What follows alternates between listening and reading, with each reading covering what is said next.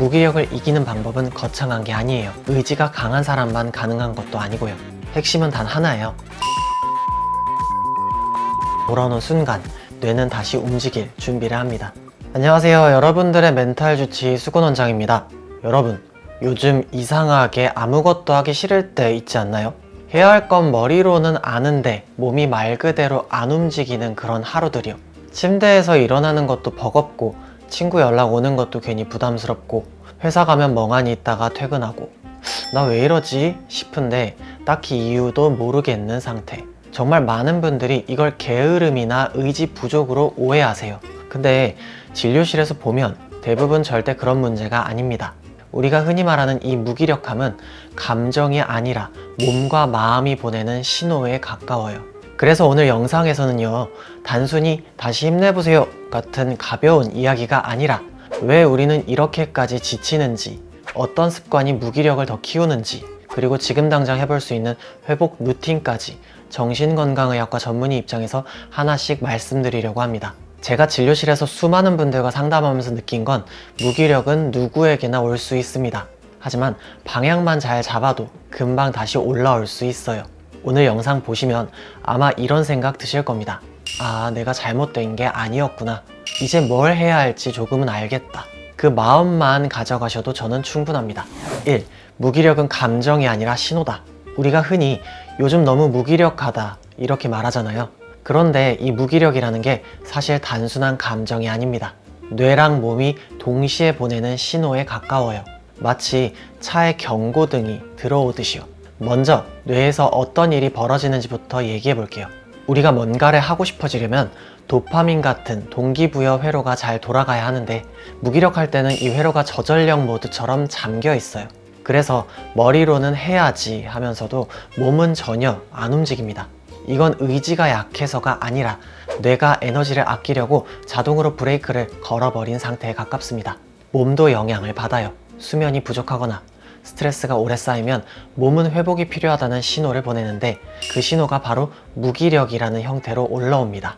몸은 쉬어야 하는데 머리는 계속 더 해야 한다 라고 압박하니까 둘 사이에서 충돌이 생기고 그 결과 에너지가 싹 빠져나가는 거죠. 심리적인 요인도 커요. 우울감이나 번아웃 직전에 있을 때 혹은 내가 하고 있는 일의 의미가 사라진 것처럼 느껴질 때 에너지가 감정에서 빠져나가 버립니다. 그러면 뇌는 지금은 움직일 때가 아니다 라고 판단해요.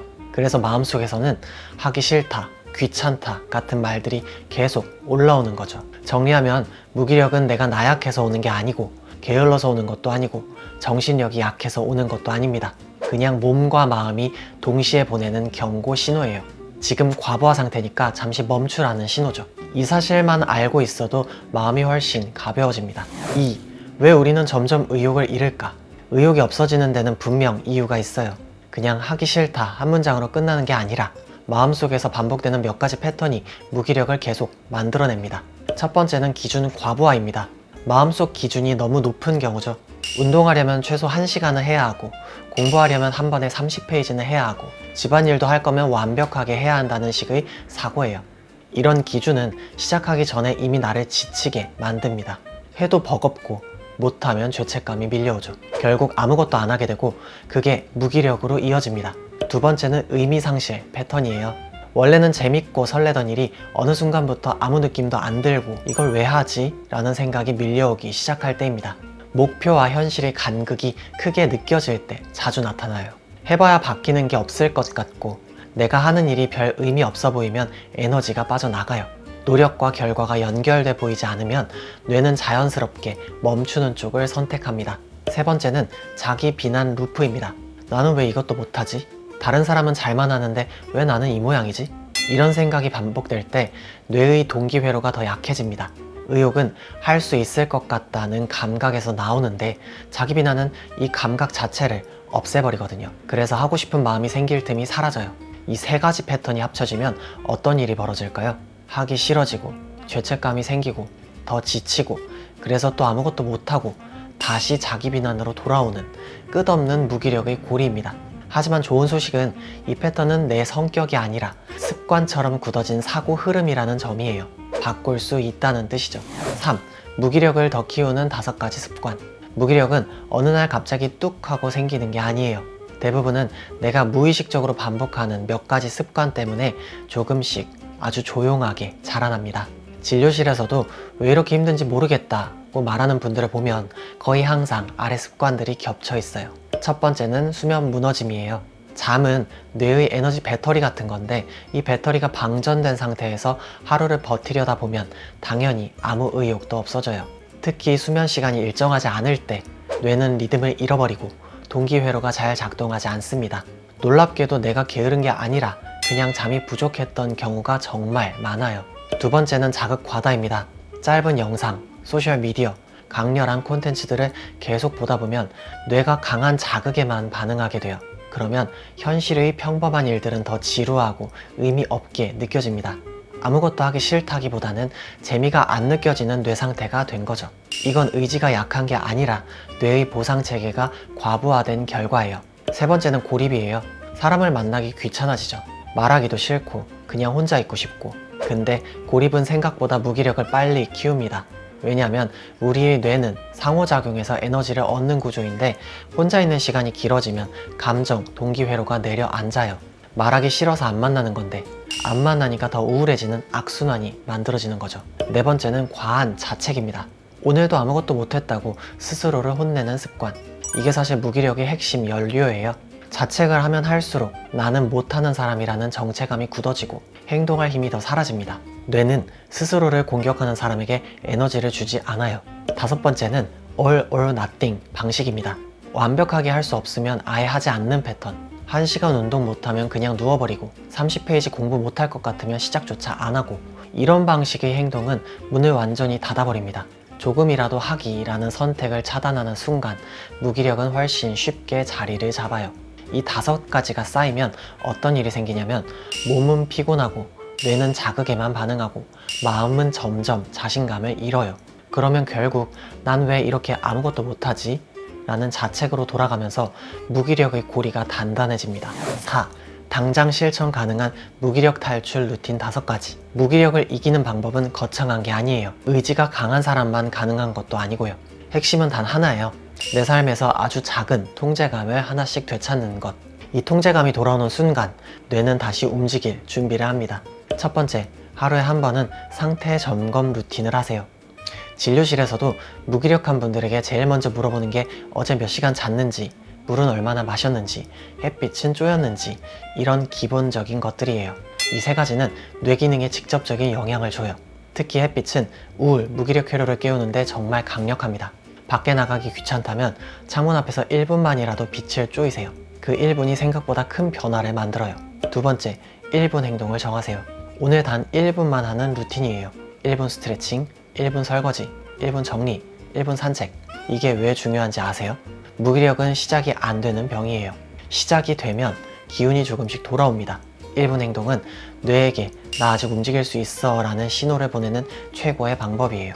세 번째, 적어도 하루에 1가지는 완료 경험을 만들어주세요. 사람의 뇌는 성취 경험이 있어야 의욕이 살아나요. 근데 무기력할 때는 큰 성취는 절대 불가능하죠. 그래서 아주 작은 완성 경험이 필요해요. 침대 정리, 쓰레기 하나 버리기, 문자 한 통 답장하기, 이런 사소한 행동도 뇌에는 오늘 하루가 의미 있는 날이라는 신호로 들어갑니다. 네 번째, 자극 디톡스를 해보세요. 무기력한 사람의 공통점이 뭐냐면 머리는 계속 바쁘고 몸은 전혀 움직이지 않아요. 짧은 영상, SNS, 자극적인 콘텐츠들이 뇌의 집중회로를 잠식시켜서 그래요. 하루에 30분만이라도 알림을 끄고 SNS를 멀리 해보세요. 이 짧은 디톡스 시간이 뇌의 과부하를 내려놓게 하고 자연스럽게 의욕을 회복시켜줘요. 5번째, 사람과의 연결을 최소한 하나는 유지하세요. 무기력이 깊어질수록 인간관계를 끊어버리는 경우가 많아요. 하지만 뇌는 상호작용에서 에너지를 얻는 구조예요. 오랫동안 대화를 나누지 않아도 괜찮아요. 지인에게 카톡 한 줄, 가족에게 짧은 전화 한 통이면 충분합니다. 뇌는 이 작은 연결만으로도 나는 혼자가 아니다 라는 안정감을 받습니다. 삶이 흔들려도 이건 내가 선택한 것이라는 감각을 회복하는 순간 무기력은 더 이상 나를 끌어내리지 못해요. 이 5가지 루틴은 단순한 행동이 아니라 뇌와 마음을 다시 깨어나게 만드는 작은 스위치예요. 5. 언제 병원 도움을 받아야 할까? 무기력은 누구에게나 찾아올 수 있고 대부분은 시간이 지나면 자연스럽게 회복됩니다. 하지만 어떤 경우에는 이게 단순한 피로가 아니라 뇌와 마음이 보내는 도와달라는 신호일 수 있어요. 아래에 해당한다면 혼자 버티지 말고 전문적인 도움을 받는 게 훨씬 안전합니다. 첫 번째, 무기력이 2주 이상 이어질 때입니다. 하루 이틀 처지는 건 자연스러운 현상이지만 2주 이상 아무것도 하기 싫고 에너지가 계속 바닥인 상태라면 뇌의 동기회로가 실제로 기능을 잃고 있다는 뜻일 가능성이 있어요. 두 번째, 일상 기능이 무너질 때예요. 샤워나 식사 같은 기본적인 생활도 버거울 정도라면 이건 이미 몸과 마음이 감당할 수 있는 범위를 넘었다는 의미입니다. 세 번째, 수면과 식욕이 눈에 띄게 변할 때입니다. 너무 많이 잔다, 거의 못 잔다, 입맛이 완전히 사라졌다, 혹은 반대로 폭식, 과식을 반복한다. 이런 변화는 우울, 불안, 번아웃 상태에서 가장 먼저 나타나는 신체 신호예요. 네 번째, 감정이 무뎌지거나 지나치게 예민해질 때입니다. 평소에는 괜찮았던 일에도 유난히 짜증이 나거나 반대로 아무런 감정도 느껴지지 않는 경우, 즐거움이나 기쁨이 거의 사라졌다면 도움을 받을 타이밍이에요. 다섯 번째, 스스로 통제하기 어려운 생각이 반복될 때예요. 그만두고 싶다, 사라지고 싶다, 아무 의미가 없다. 이런 생각이 반복되면 절대 혼자 견디면 안 돼요. 누구든 도움을 받을 자격이 있고 실제로 치료하면 좋아질 수 있는 영역입니다. 정신과 진료는 결코 마지막 수단이 아니에요. 많은 분들이 내가 이 정도로 약해진 건가 하고 오해하시는데 전문가의 도움을 받는 건 약한 게 아니라 빠른 회복을 위한 가장 효율적인 선택입니다. 오늘 이야기한 것처럼 작은 행동 하나, 1분짜리 루틴 하나, 아주 작은 통제감 하나만 돌아와도 무기력의 흐름은 완전히 바뀝니다. 움직이면 변화가 생기고 변화가 생기면 다시 의욕이 자라기 시작해요. 혹시 지금 많이 힘들다면 나는 왜 이럴까 라는 자책 대신 내 마음이 이렇게 지쳐 있었구나 라고 이해해 주세요. 그 이해가 회복의 첫걸음입니다. 당신의 속도대로 아주 천천히 해도 괜찮아요. 작은 회복은 분명히 쌓이면 어느 순간 다시 앞으로 나아갈 힘이 생깁니다. 다음 영상에서 또 여러분 멘탈에 도움이 되는 이야기 들려드릴게요. 감사합니다.